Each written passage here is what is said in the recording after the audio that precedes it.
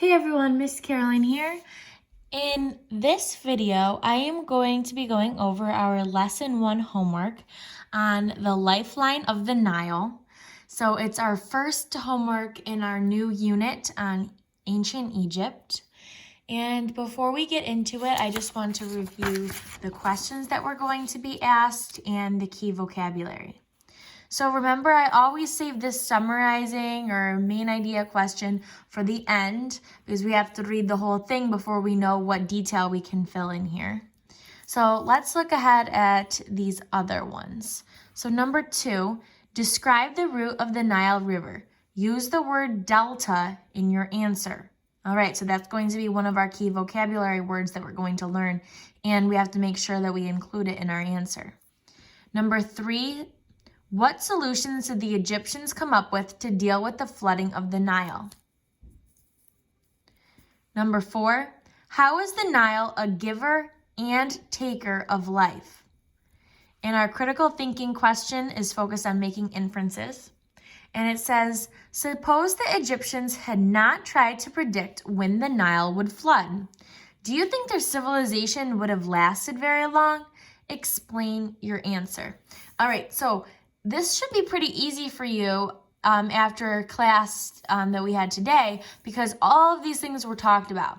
And if you're still a little bit confused, that's okay because we're going to read this passage which has all of the information in it as well. All right, so our vocabulary for this lesson. Delta is a triangular shaped area of soil at the mouth of a river. Silt is a mixture of soil and small rocks. Papyrus is a plant that was used to make paper. And a cataract is a waterfall. And I'm going to talk about this a little bit more in the vocabulary video that I make for you guys. But just to kind of preview, if you make yourself a little visual. I'm going to show you an example that I whipped up really fast, so yours would obviously be much more beautiful than mine. But if you make yourself a little visual, a poster of the information of these key vocabulary words, it'll not only help you get a better idea of all of these vocabulary words, it'll help you for your vocabulary quiz next week, but also you can get some extra credit. So if you make one of these, obviously make it better than I did, but if you make one of these, you can receive some extra credit points. And I can also give you a little candy treat for completing it as well, because I really think that this will help you. So here I have my drawing of the Nile River. Here's the delta where it breaks up into the separate little rivers, and it kind of makes a triangular shape, and in between all these spots is soil. So on this side, I drew it a little bit more zoomed out version, and this triangular area right here is the delta. All right, so it's at the mouth. This is like considered the mouth of the river where it breaks out, and this soil is all quite fertile in here. So that's the delta. Let me actually add that to my drawing. Delta. And the silt is this mixture of sand, clay, rocks, and nutrients that helps plants grow. So when the people use the irrigation canals to water their plants, they were also bringing in this silt from the water that helped their plants grow even better. All right, so that's 2 of our vocabulary words. Papyrus I also have drawn in here. Papyrus was the plant, and you kind of see it kind of looks like paper right here. Papyrus was a plant, and they used the stems. They would chop off a little piece of the stem, roll it out, and flatten it with a rock, and dry it in the sun, and then they could use it as paper to write on. And this area of land that was close to the water, because the river would overflow, it would get all these nutrients into the soil. So this soil was called black land. It had fertile, rich soil that was really good for farming. Further away from the river, more than 5 miles from the river, was red land. It was mostly desert in Egypt. So that area of land, that red land, was bad for farming. It didn't get enough enough of the water and nutrients to farm on. So most people lived within this 5-mile area from the river where the water could spread out to. So if you make yourself a little visual with these key words on it, and you show it to us, you'll get some extra credit. And also I drew on here the cataracts, which is our 4th vocabulary word, which is a waterfall. So obviously I'm not the best artist, but it gives me a visual of all of our words to help me remember them. And I also drew a little picture of a boat traveling down because the Nile River was also used for transportation. But when they came across a cataract, they would have to take the boat out and walk it to the next area where they could again ride in their boat safely without fear of going over the cataract or the waterfall. All right, so now that we've reviewed our vocabulary, let's get right into this reading. The Nile River Valley. The Nile River has provided water for civilizations in northeastern Africa for thousands of years. The Nile River is surrounded by deserts. Remember, that land is called Red Land, okay? The desert land. And I'm even going to label that with a red marker.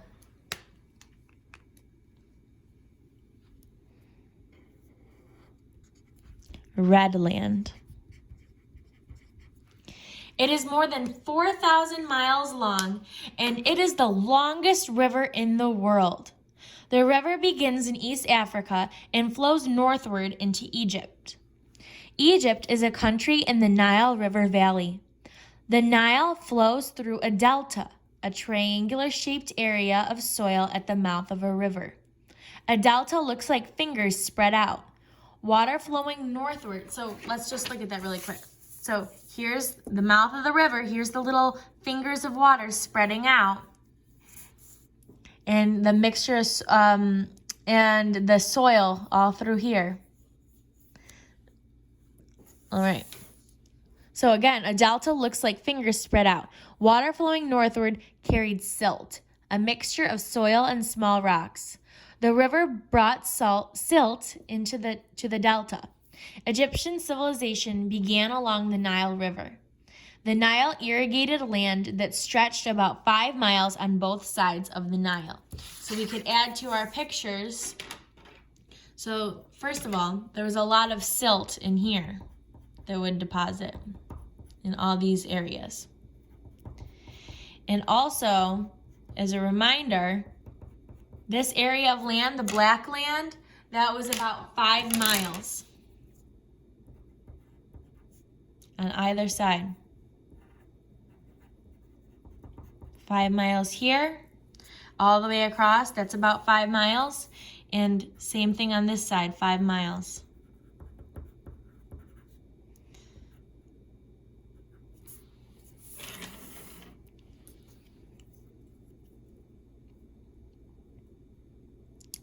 All right, so again, the Nile irrigated land that stretched about 5 miles on both sides of the Nile. So on each side, they had about 5 miles of land that was irrigated, that water was able to get to so that they could farm on it.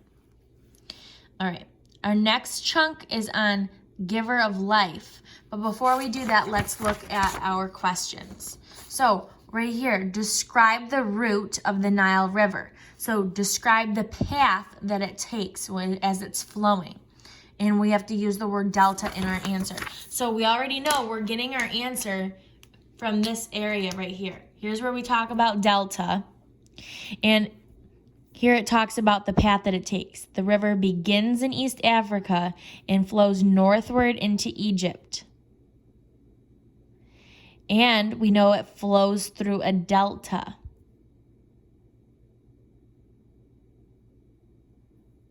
All right, and again, it carries that silt, mixture of soil and small rocks that helps plants grow. So we can use this information for answer number 2.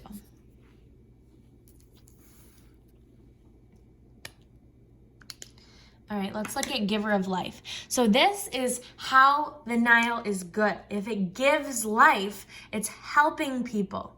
It's helping them live. All right, so this is going to be how the Nile is good. Okay. All right. The Nile River overflowed every year because of heavy rains. People living along the river planted seeds in the fertile soil after the floodwaters went down. They harvested crops in late summer. Much of the land near the Nile was desert. Without the river, crops could not be grown. People would not have enough water to survive. Ancient Egyptians grew a crop called papyrus. They made paper from this plant. The Nile was used to move goods, but travelers had to watch out for the Nile's 6 cataracts, or waterfalls. They made it impossible to sail directly from the Nile Delta south to East Africa without taking a boat out of water and carrying it. The Nile gave the Egyptians many gifts to help their civilization develop. All right, so let's think about it. What was the Nile good for? Well, you could travel your boat on it. So for transporting people or for goods, people were trading things.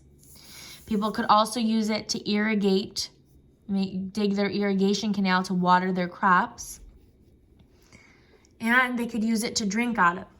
So the Nile River was really, really important. All right. All right, so we're going to use part of this for question number 4, but let's read this section first before we get to that, because the answer to number 3 is going to be somewhere in here. Taker of life. So if it's taking your life, that means it's killing you, right? It's bad. So we just learned about how it can be good. Now we're going to learn about how the Nile River sometimes killed people or was bad for them. You can draw like a little skull here, right? Like how it was bad. The Nile flooded at about the same time each year, but this flooding was not always the same. Sometimes it flooded too much and destroyed crops and killed people. Other times the river did not flood enough. Crops would not grow. When crops failed, the Egyptians used crops they kept from earlier harvests. Remember, the word for this is surplus. If they had extra, if one year the river flooded the perfect amount and they were able to grow a lot of crops and they had so many crops that they couldn't even eat them all, they could save them. They could store them away for when this happened and when they didn't get any food. So then they had to eat from their surplus, what they had saved from previous harvests of crops. The Egyptians built irrigation canals to bring water to their crops. The Egyptians wanted to find out why the Nile flooded differently each year. The Egyptians watched sunrises, sunsets, and how the moon looked every evening. They used this information to figure out when the Nile might flood. They made a calendar to keep track of the number of days between floods. This calendar helped them determine that the Nile flooded between May and September. The irrigation canals and calendar helped solve their problems with the Nile. Well, our question here, what solutions did the Egyptians come up with to deal with the flooding of the Nile? Right here is when it says, the Egyptians wanted to find out why the Nile flooded differently each year. So all of this is about what they did.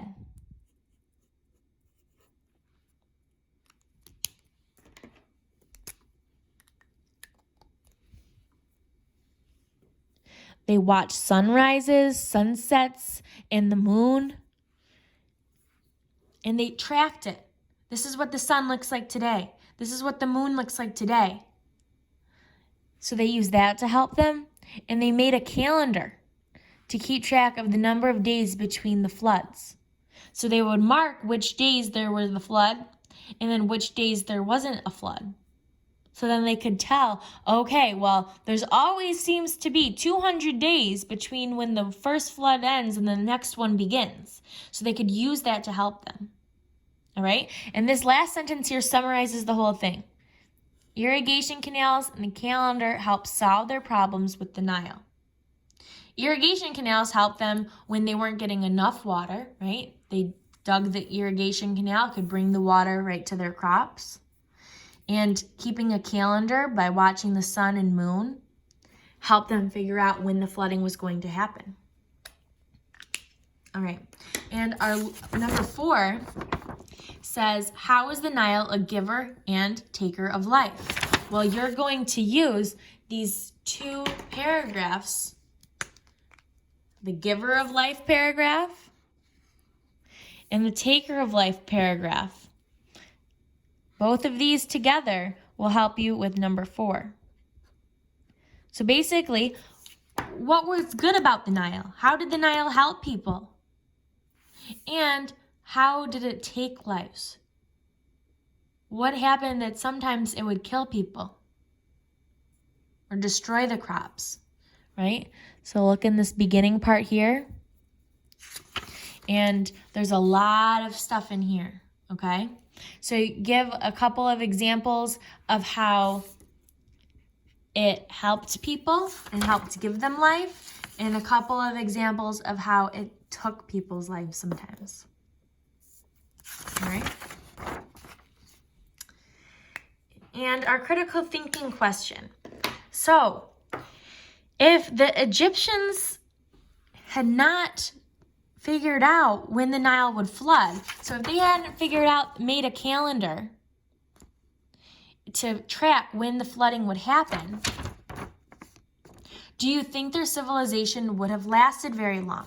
Do you think they would have been able to live very long if they didn't know when it would flood? So you're going to say yes or no, and then give a because, why you think that.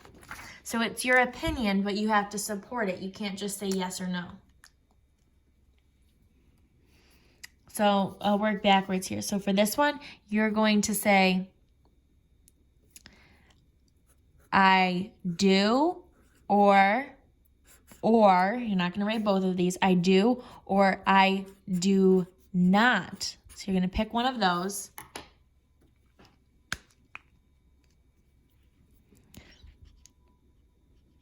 Think their civilization would have lasted very long because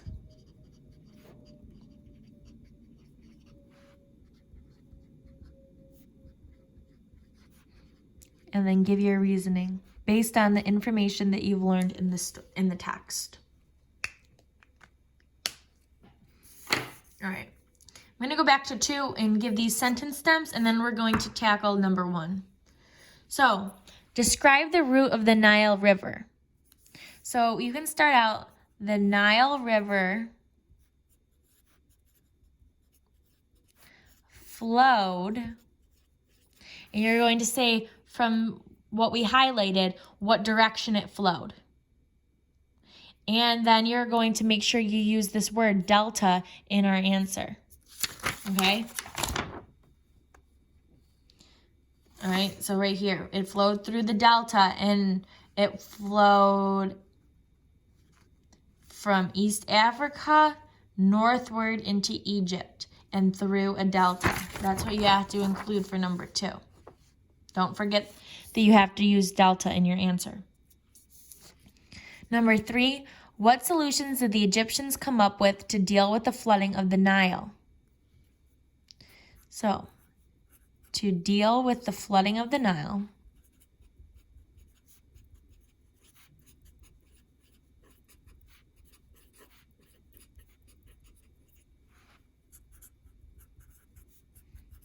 the Egyptians, and then you're going to say what they did. And the last one here, how is the Nile a giver and taker of life? So you're going to do one sentence on how it was a giver of life and one sentence on how it was a taker of life. So the Nile was a giver of life because, and then you're going to see your answer. And then another sentence, the Nile was a taker of life because, and give your answer. All right, and finally, let's look at this summarized question. So we have to fill in the missing detail. So the main idea here is even though the Nile flooded, it was important to the Egyptians.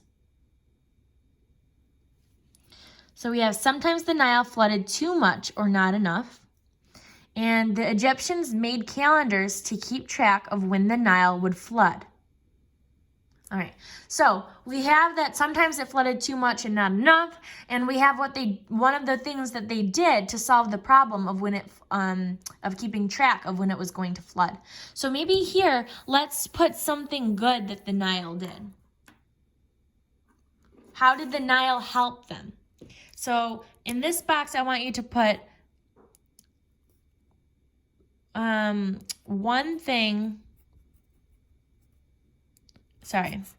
one way the Nile helped people. And again, where you're going to get the ways that the Nile helped people is right here in this paragraph. So for number 1, I want you to use this paragraph as well. One of the ways that the Nile River helped people. And that will complete that summarized chart for you. And that will be it for the homework for this week. So I hope this video helped you. Remember, if you have any questions, just feel free to let us know. It's early in the week. This isn't due until Friday, so you have plenty of time to get help if you need it. And remember, don't forget, if you make your own little visual, it'll help you. You can use it as a study guide for your vocabulary quiz next week, and you'll get some extra credit and a little treat. So please make sure you do that. If you have any questions about this, just let me know. I'd be happy to help you out. All right, have a good night. See you in class, guys. Bye-bye.